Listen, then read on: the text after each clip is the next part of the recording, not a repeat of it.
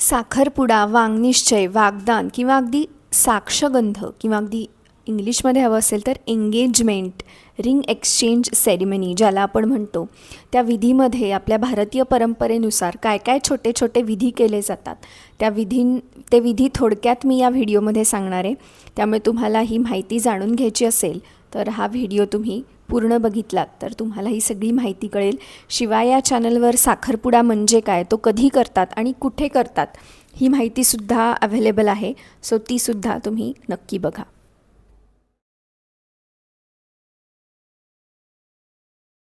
साखरपुड्यात काय काय करतात हे अगदी समराईज करायचं असेल तर साखरपुड्यात दोन्ही कुटुंब वाङ्निश्चय झाल्यावर एकमेकांना भेटवस्तू देतात आणि लग्न ठरलं किंवा लग्नाचं नातं पक्क करतात. तर ह्या साखरपुड्या विधीमध्ये छोटे छोटे काय काय विधी केले जातात ते आता आपण बघूया. तुम्हाला माहितीच असेल, भारतीय परंपरेनुसार कोणत्याही शुभकार्याची सुरुवात ही गणपतीच्या पूजनानेच केली जाते. त्यामुळे साखरपुड्यातही वधू आणि वर हे गणपती पूजन करून या विधीची सुरुवात करतात. गणपती पूजनानंतर मुलीचं औक्षण केलं जातं. औक्षण करताना सुवासिनी म्हणजेच ज्या बायकांचे आई वडील आणि सासू सासरे असे दोघंही हयात आहेत अशा बायकांना आयडियली सुवासिनी म्हणतात. अशा 5 सुवासिनींकडून वधूचं म्हणजेच मुलीचं औक्षण केलं जातं. औक्षणानंतर साडी चोळी अर्पण केली जाते.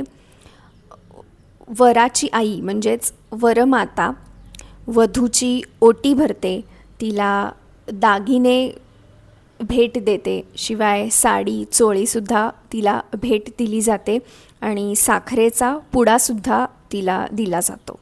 आणि असं म्हणतात की हीच दिलेली साडी नंतर वधूला पुढच्या विधीसाठी ही दिलेली साडी नेसून तिला पुढच्या विधींना बसायचं असतं. त्यामुळे हे विधी वराकडचे विधी चालू असताना वधूला ही साडी बदलण्यासाठी वेळ मिळतो. त्यामुळे साखरपुड्याच्या 2 साड्या साधारण शॉपिंगच्या दृष्टीने जर तुम्हाला हवं असेल तर साखरपुड्यासाठी वधूला मेन 2 साड्या असतात. एक वधूनी स्वतः घ्यायची असते, जी तिने सुरुवातीला घालायची नेसायची असते, आणि मग जी तिला वरमातेकडून साडी मिळते ती बदलून तिने पुढच्या विधींना बसायचं असतं.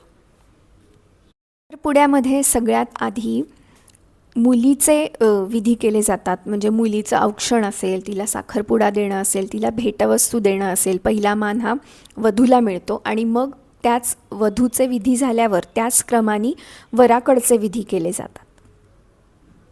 वधूला भेटवस्तू साडी चोळी देऊन झाल्यानंतर वरपिता किंवा मुलाचे जे नातेवाईक आहेत ते वधूच्या तोंडात साखर भरवून तोंड गोड करतात आणि सेलिब्रेशन करतात.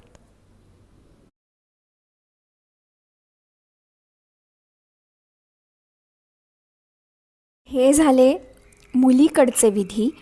आणि मग मुलीकडचे विधी झाल्यावर ती मुलगी जी तिला भेटवस्तू मिळाली आहे, नवीन साडी मिळाली आहे, ती साडी बदलायला जाते. म्हणजे आजकाल तरी असंच होतं, ती साडी बदलायला जाते. तोपर्यंत वराचे विधी केले जातात. वरालासुद्धा औक्षण केलं जातं सुवासिनींकडून.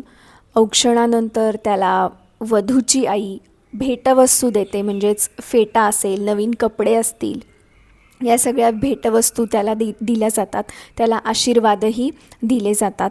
आणि वधू आणि वरा दोघांचे वेगवेगळे विधी इथे संपतात.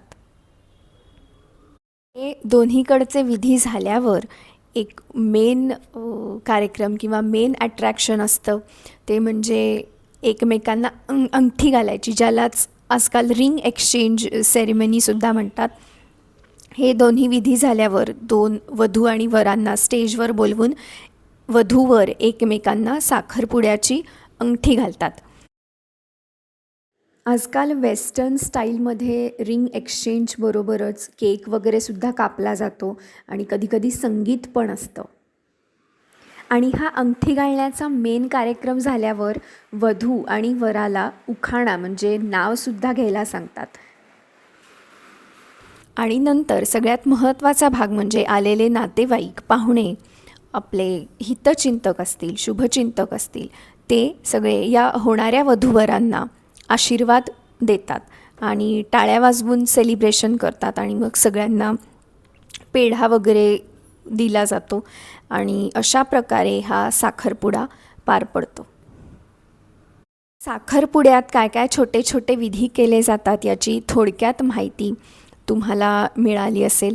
आणि आजकाल साखरपुड्यातही वधू किंवा वराची एंट्री काही वेगळ्या पद्धतीने होत असते. ज्यांना जसं आवडेल तसं ती एंट्री करून मग ते रिंग एक्सचेंज किंवा ती सेरेमनी होते. पण पूर्वीच्या काळी अगदी साध्या पद्धतीने ही रिंग एक्सचेंज सेरेमनी आणि नातेवाईकांचे आशीर्वाद हेच एक खूप मोठं गिफ्ट किंवा हीच एक खूप मोठी गोष्ट असायची.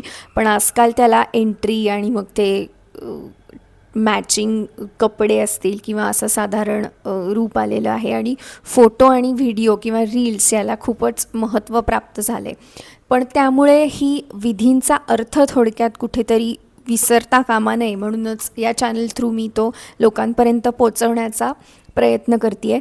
त्यामुळे तुम्हाला ही सगळी माहिती तुम्ही जर घेतली असेल तर तुमच्या नातेवाईकांपर्यंत किंवा तुमच्या ओळखीत ज्यांचं लग्न आहे, साखरपुडा आहे, त्या सगळ्यांना ही माहिती नक्की शेअर करा. आणि या चॅनलवरचे बाकीचे सुद्धा व्हिडिओज आहेत, लग्नाच्या विधींची माहिती आहे, हे विधी चालू असताना म्हणण्याची गाणी आहेत, तो सुद्धा सगळा कॉन्टेंट खूप उपयोगी आहे. तो तुम्ही नक्की बघा आणि हे चॅनल सबस्क्राईब करा. धन्यवाद.